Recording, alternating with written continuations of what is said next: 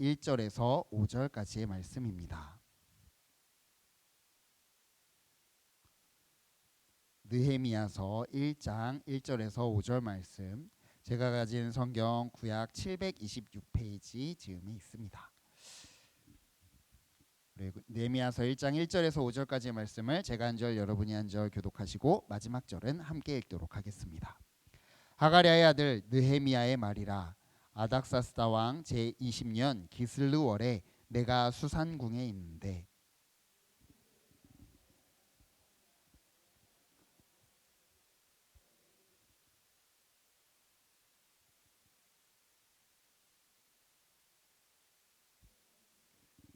그들이 내게 이르되 사로잡힘을 면하고 남아있는 자들이 그 지방 거기에서 큰 환난을 당하고 능욕을 받으며 예루살렘 성은 허물어지고 성문들은 불탔다 하는지라.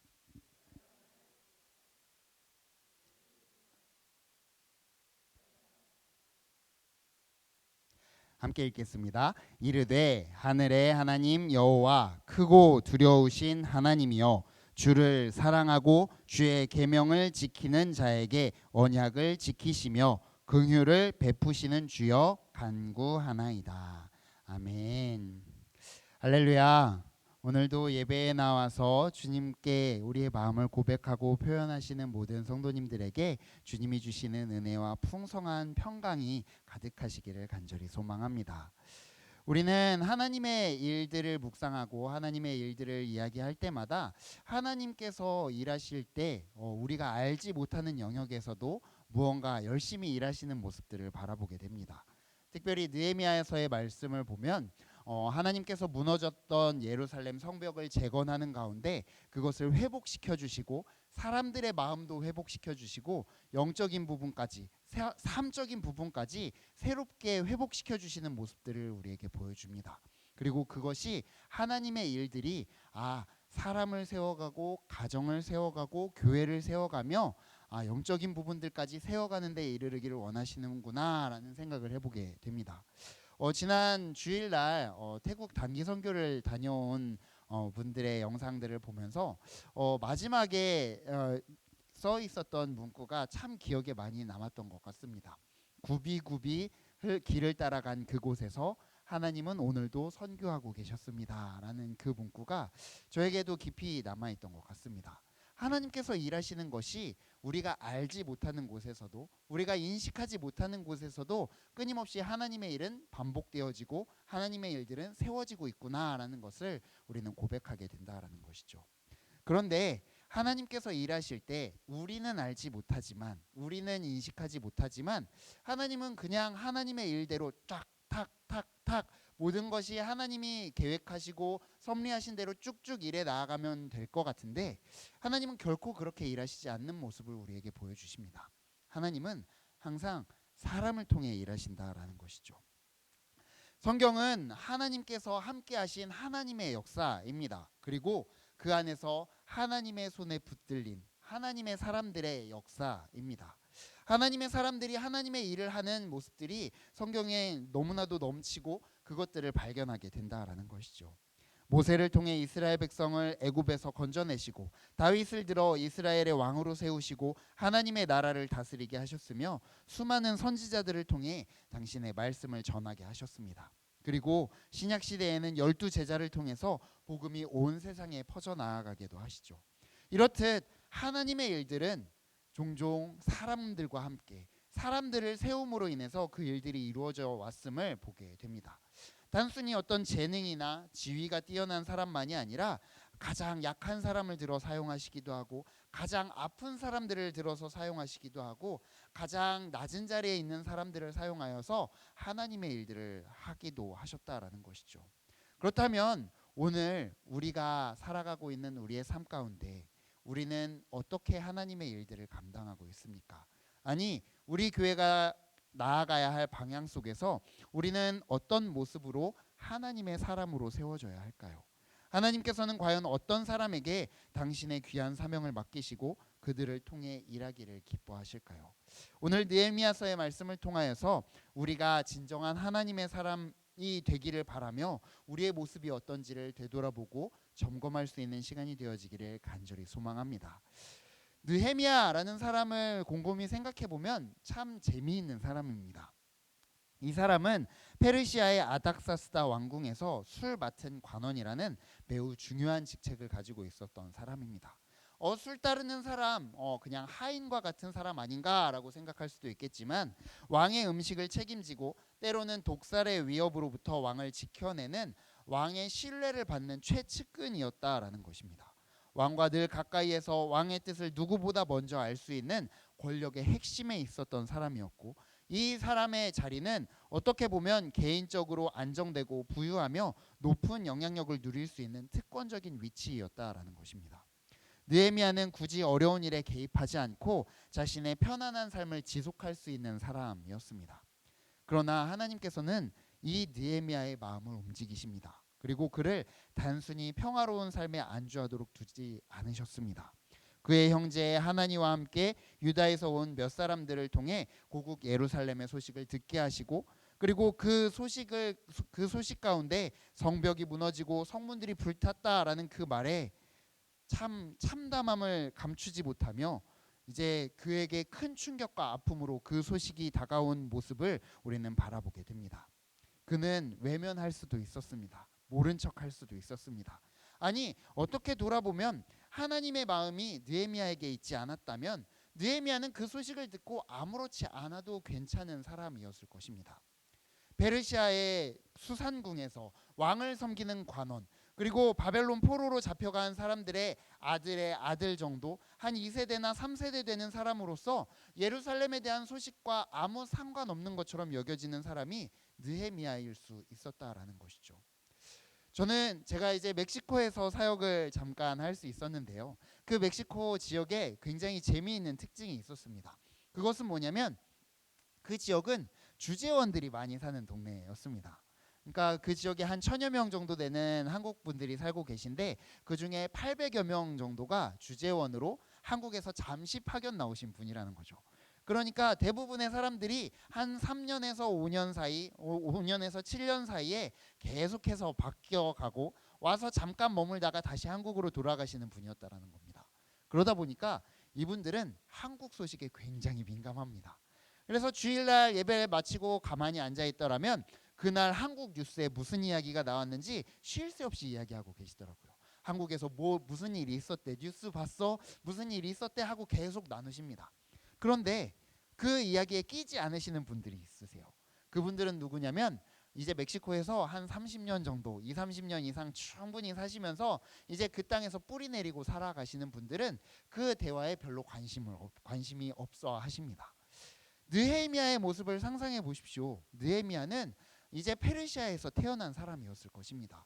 그곳에서 자랐고 그곳의 문화에 익숙했던 사람일 것입니다. 더군다나 왕의 술을 맡은 관원이었다면 얼마나 그 페르시아 문화에 빠삭하고 지혜로운 사람이었을까요? 그들에게 가장 강력하고 가장 확실한 출세 루트를 탔던 사람 중에 한 사람이었을 것입니다. 오늘날로 생각해보면 재미교포 한 3세, 4세쯤 되는 사람이 뉴욕의 월가에서 가장 찬란하게 일하고 있는 사람이라고 생각할 수 있지 않을까요? 그 사람이 한국에 어떤 일이 일어난 거에 크게 관심 가졌을까요? 하지만 느헤미야는 그렇지 않았다라는 겁니다. 수상궁에 있었음에도, 페르시아의 가장 높은 자리에 있었음에도, 이스라엘의 예루살렘의 성벽이 불타고 성문이 불타고 성벽이 무너진 것에 대해서 관심 갖고 그것에 공감하고 있는 모습을 보여주었다라는 것이죠.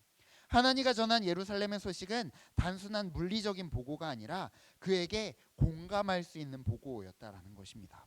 환난을 당하고 능욕을 받는다는 것, 명예를 훼손당하고 수치를 당했다라는 그 모습 가운데 느헤미야는 자신이 그 현장에 있는 것처럼 깊이 공감하고 함께하고 있었다라는 것입니다. 멀리 떨어진 타국에, 그것도 편안하고 안전한 왕궁에 있었지만 이스라엘 공동체를 나의 형제들로 인식했고 그 민족의 고통을 자신의 고통으로 여기며 지체들의 아픔에 깊이 공감하는 사람이었다라는 것이죠. 구약의 모세를 살펴보면 구약의 모세 역시 백성들의 죄 때문에 자신의 이름을 생명책에서 지워달라고 간구할 만큼 그 민족의 죄를 끌어안고 있는 모습을 보여줍니다. 또 신약의 사도 바울도 내가 그리스도 안에서 참말을 하고 거짓말을 아니하노라. 나의 양심이 성령 안에서 나로 더불어 증언하노니 나의 형제 곧 고륙의 친척을 위하여 내 자신이 저주를 받아 그리스도에게서 끊어질지라도 원하는 바로라 라고 로마서에서 기록하고 있지 않습니까? 동족에 대한 깊은 연민과 공감을 분명히 드러내고 있었다라는 것입니다. 느헤미야는 바로 이러한 사람들과 동일하게 민족의 아픔에, 주변에 있는 이들의 고통에 공감할 수 있는 사람이었습니다. 오늘 우리는 어떻습니까? 우리 사회는 겉으로는 정말 많은 곳에 연결되어 있는 것처럼 보여집니다. 초연결 사회라고 불릴 만큼 SNS나 여러 가지 모습들로 우리는 연결되어져 있는 것 같습니다. 하지만 그 내면을 들여다보면 실상은 깊은 단절과 무관심이 만연해 있지는 않습니까? 수많은 정보와 소식이 홍수처럼 쏟아지지만 정작 나와 관계없는 것처럼, 나와는 상관없는 사람들을 바라보는 시선을 우리는 바라보게 됩니다. 2023년 한 조사기관의 한국인의 사회적 관계망 보고서에 따르면 응답자의 약 30% 이상이 정서적인 고립감을 느끼며 이웃에 대한 관심도가 지속적으로 하락하고 있다라고 합니다. 그래서 지난주에 담임 목사님께서 들으셨던 통계를 다시 한번 생각해 보면, 나는 법을 잘 지킨다고 생각하지만 다른 이들은 법을 안 지킨다고 생각하는 것, 그것 또한 단절에서부터 오는, 관계의 단절, 공감하지 못하는 곳에서 오는 통계의 결과가 아닐까요? 오늘 우리의 시대는 다른 사람들의 아픔을 공감하지 못하는 시대입니다. 더군다나 다른 사람들의 아픔은 물론 다른 사람들에게 관심조차 없는 세대일 수도 있습니다. 그래서 우리는 하나님의 사람이 어떤 사람인지를 되돌아보아야 합니다. 하나님의 사람은 느헤미야처럼 자신을 넘어 공동체의 아픔을 자신의 것으로 품고 사랑과 책임감을 가지고 지체들을 돌보는 사람입니다. 마치 우리 몸의 한 부분이 아프면 온 몸이 반응하듯이 하나님의 사람은 영적인 공동체인 교회의 지체들과 세상에 고통받는 이웃들의 아픔을 자신의 아픔으로 품고 행동하는 사람이라는 것이죠.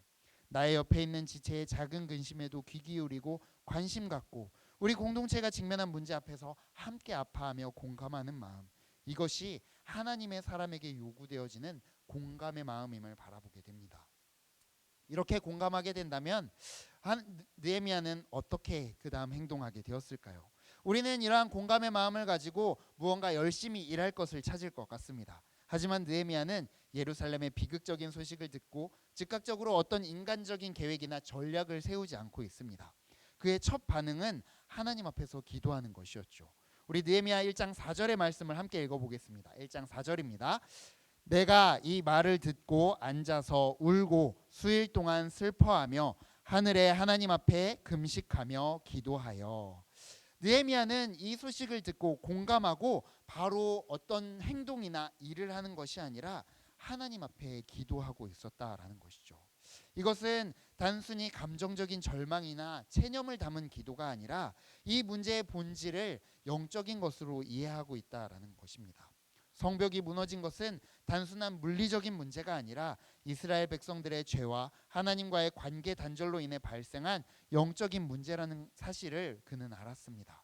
그래서 세상의 도움을 구하기 전에 가장 먼저 문제의 근원이신 하나님께 나아갔던 것입니다. 여기서 우리가 주목해야 할 것은 그의 깊은 기도의 모습입니다. 앉아서 울고 수일 동안 슬퍼하며 기도했다라고 기록합니다. 이 표현은 단순한 눈물이 아니라 깊은 애통과 회개의 마음을 담고 있음을 보여줍니다.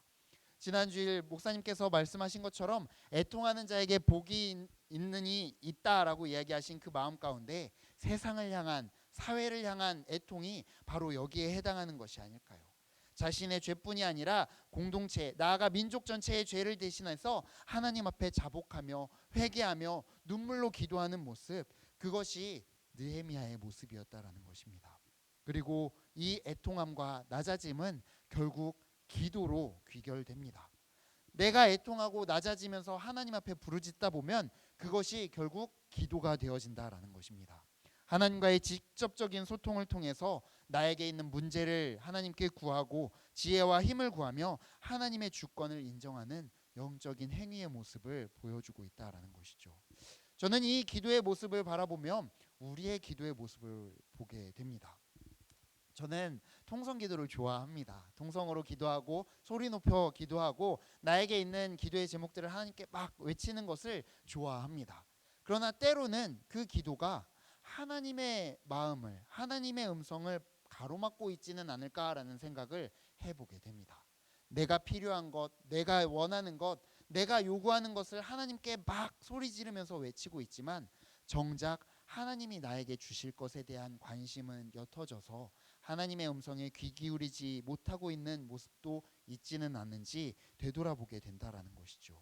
느헤미야는 하나님 앞에 엎드려서 가장 먼저 울고 애통하며 하나님 앞에 서게 됩니다. 그리고 그 모습 가운데 보여주는 것은 하나님의 뜻이 무엇인지, 하나님이 어떻게 하시길 원하시는지, 하나님이 우리에게 주시는 그 마음이 무엇인지를 묻고 하나님께 구하는 모습이었음을 우리는 바라보게 됩니다. 그렇습니다. 하나님의 사람은 어떤 거대한 문제에 직면했을 때 가장 먼저 하나님 앞에 엎드려서 자신의 마음을 드러내고 하나님의 개입과 지혜를 구하는 사람입니다. 결국 하나님의 음성을 묻고 하나님의 뜻을 묻는 그 자세 가운데 하나님은 응답하시고 하나님의 일들 가운데 그를 사용하여 주실 것이며 하나님께서 이끌어 가시는 놀라운 은혜들을 경험할 수 있게 된다라는 것이죠. 오늘도 우리의 앞에 있는 문제들을 놓고 기도할 때 하나님의 음성을 구할 수 있는 우리가 되어지기를 원합니다. 그리고 그 모든 문제들이 단순히 우리의 문제, 우리의 개인적인 욕심, 개인적인 상황에 대한 기도에 앞서 우리에게 맡겨주시고 함께하게 하신 하나님의 일들을 위한 기도들이 우리 안에 넘쳐나게 되시길 간절히 소망합니다. 느헤미야의 기도는 절망적인 상황에 대한 인간적인 절규로 끝나지 않았습니다. 그리고 그의 기도는 하나님의 성품과 언약에 대한 깊은 신뢰 위에서 소망으로 나아가는 모습을 보여줍니다. 그는 이렇게 기도합니다. 이르되 하늘의 하나님 여호와 크고 두려우신 하나님이여 주를 사랑하고 주의 계명을 지키는 자에게 언약을 지키시며 긍휼을 베푸시는 주여 간구하나이다. 느헤미야는 기도하면서 하나님의 절대적인 주권과 능력 그리고 경외로운 속성을 분명히 인정하고 있습니다. 하늘의 하나님 여호와라는 고백은 하나님이 어떤 분이신지 분명히 고백하고 있다라는 것입니다. 우리는 기도하면서 때때로 하나님이 어떤 분이신지를 잊어버리고 기도합니다. 그냥 나의 필요를 채워주시는, 나의 요구를 들어주시는 하나님이 아니라 이 세상을 만드시고 이 세상을 이끌어 가시는 하나님이라면 내가 요구하는 것, 내가 필요로 하는 것, 나의 마음도 알고 계신 분이심을 우리는 인정하고 고백해야 한다라는 것이죠. 그리고 그 하나님은 단순히 이 세상을 창조하시고 멀리 떨어져서 그냥 바라만 보고 계시는 분이 아니라 우리와 언약을 맺으시고 우리를 긍휼히 여기시고 우리를 사랑하시는 분이심을 우리는 기도를 통해 고백해야 한다라는 것입니다. 그리고 그것은 우리에게 소망으로 주어지는 능력이 되어짐을 바라보게 됩니다. 하나님을 단순히 기도 들어주시는 분이 아니라 주를 사랑하고 주의 계명을 지키는 자에게 언약을 지키시고 긍휼을 베푸시는 신실한 분으로 우리가 고백하며 나아갈 때 결국 그 기도는 소망의 기도로 이제 더 이상 참담하고 막막했던 그것을 이겨내고 가장 좋은 것으로 함께 하실 주님에 대한 기대감과 희망이 넘치는 기도로 바뀌어가고 있음을 우리는 바라보게 됩니다. 느헤미야는 이스라엘의 상황이 그들의 죄로 인한 것임을 분명히 알았습니다. 그래서 하나님의 말씀 앞에 엎드리며 내가 하나님과 함께 맺은 언약을 돌아볼 때 하나님의 신실함 가운데 그 소망을 올려드리고 하나님의 사랑 긍휼 가운데 자신을 엎드리는 모습을 보여주었던 것이죠. 결국 하나님의 사람은 상황의 어려움 속에서도 인간적인 절망에 사로잡히는 것이 아니라 하나님의 언약적인 약속을 기억하며 그 약속에 기초하여 용기 있게 간구하는 믿음의 사람임을 기억하시기 바랍니다. 세상은 변하고 사람들의 마음은 흔들릴지라도 하나님의 신실하심이 변하지 않기에 하나님의 약속이 굳건하기에 우리는 하나님을 바라보며 기대할 수 있게 됩니다. 결국 이 구약의 언약은 예수님을 통해서 더욱 완전하고 확실한 새 언약으로 우리에게 주어지지 않습니까? 우리는 예수 그리스도를 믿음으로 그 언약 안에 들어왔으며 하나님은 우리를 향한 당신의 사랑과 긍휼을 결코 거두지 않으시는 분이심을 믿게 됩니다. 우리는 이 변치 않는 진리를 굳게 붙들고 나아갈 때 어떤 어려움 속에서도 흔들리지 않는 영원한 소망을 가질 수 있게 됨을 봅니다. 하나님의 신실하심을 의지할 때 우리의 기도에 참된 힘이 생긴다라는 것이죠. 결국 우리는 하나님의 사람이 되기 위하여 우리의 모습을 되돌아보고 기도해야 함을 고백하게 되는 것 같습니다. 오늘 말씀을 정리하며 우리가 과연 하나님의 사람으로 서 있는지, 하나님의 일들을 감당할 준비가 되어져 있는지 점검할 수 있는 이 시간이 되어지기를 원합니다. 하나님의 사람은 정리하면 이와 같습니다. 첫 번째로 공동체의 아픔과 시대의 위기에 깊이 공감하며 현실을 외면하지 않고 그 문제를 직시하는 사람입니다. 두 번째로 인간적인 방법과 계획을 먼저 세우기보다 문제 앞에서 가장 먼저 하나님께 전적으로 엎드려 울고 금식하며 기도할 수 있는 사람입니다. 세 번째로 그 어떤 절망적인 상황 속에서도 하나님의 신실하신 언약과 그분의 변치 않는 긍휼을 굳게 붙들고 소망을 놓지 않는 사람입니다. 이제 오늘 우리는 다시 한번 자신에게 질문해 봅니다. 하나님께서 나에게 공동체의 아픔을 직시하게 하고 위기 속에서 당신의 일을 맡기시려 할 때 우리는 어떤 마음으로 반응하고 있습니까? 그것에 관심 갖고 그것에 공감하며 함께 할 준비가 되어져 있습니까? 아니면 여전히 먼 나라 이야기, 먼 이웃의 이야기처럼 그것을 멀리하고 나와는 상관없는 것처럼 그 문제들을 보고 있습니까? 느헤미야처럼 깊이 공감하고 문제 앞에서 가장 먼저 하나님께 엎드릴 수 있는 우리가 되어지기를 바랍니다. 하나님의 언약을 굳게 붙들고 기도하고 있을 때, 그렇게 하나님 앞에 서게 될 때에 하나님은 우리를 통해서 하나님의 일들을 이루어 가실 줄 믿습니다. 하나님께서는 오늘도 당신의 뜻을 이루실 하나님의 사람을 찾고 계십니다. 그리고 그분은 높은 자리에 있는 특별한 사람만이 아닌 오늘 이 자리에 있는 우리 각자를 부르고 계십니다. 느헤미야처럼 공동체의 아픔을 나의 아픔으로 품고 문제 앞에서 가장 먼저 하나님께 엎드리며 하나님의 언약을 굳게 붙들고 소망으로 나아갈 때 하나님께서는 우리의 삶과 우리의 교회를 통해 세상이 감당할 수 없는 놀라운 일들을 행하실 줄로 믿습니다. 이 수요 예배를 통해 우리 모두가 하나님의 음성에 귀 기울여 응답하며 이 세상 가운데 진정한 하나님의 사람으로 빛을 발하는 저와 여러분이 되시기를 주님의 이름으로 간절히 소망합니다. 함께 기도하시겠습니다. 사랑의 하나님, 오늘도 하나님의 사람을 찾으셔서 하나님의 일을 맡겨주시니 감사합니다. 주님, 우리는 과연 얼마나 하나님의 일에 관심 갖고 있습니까? 얼마나 하나님의 마음에 공감하며 하나님께 엎드리고 있습니까? 얼마나 소망을 가지고 우리의 삶을 살아내고 있습니까? 하나님께서 주신 하나님의 사람의 모습을 돌아보며 나도 하나님의 일에 쓰임받는 하나님의 사람이 될 수 있도록 인도하여 주시옵소서. 주님의 일들에 공감하게 하시고 관심 갖게 하시며 주님이 기뻐하시는 기도의 자리에 늘 나아가 주님의 음성을 듣기를 원하며 주님의 뜻을 구할 수 있게 인도하여 주시고 더불어 주님께서 우리에게 주신 약속의 말씀을 의지하여 소망으로 나아갈 때에 우리 앞에 있는 모든 어려움과 절망들이 주님께서 세워주시는 하나님의 일이 되어짐을 고백하는 주님의 사람들 다 되어질 수 있도록 주님 붙들어 주시고 인도하여 주시옵소서. 주님이 기뻐하시는 하나님의 일들이 우리의 삶 가운데 가득하게 하여 주시고 그 일을 감당하는 하나님의 사람, 그 사람이 내가 되어 하나님께 쓰임받고 그 사명과 소명을 감당하며 나아갈 때 주님, 우리의 교회도 그 하나님의 사람이 가득한 교회 되어질 수 있도록 인도하여 주시옵소서. 더 많이 공감하게 하시고 더 많이 관심 갖게 하시고 서로를 섬기며 사랑하며 세워갈 때 주님께서 기뻐하시는 아름다운 공동체를 이루어갈 수 있을 줄로 믿습니다.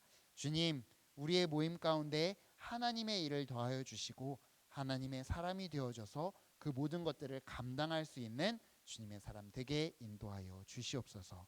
오늘도 그 말씀을 의지하여 하나님의 사람이 되기를 소망하는 모든 이들의 마음 가운데 굳건한 결단과 담대함을 허락하여 주시고 더욱더 주님 앞에 엎드릴 수 있는 기도의 순간들을 우리에게 허락하시고 함께하여 주시옵소서.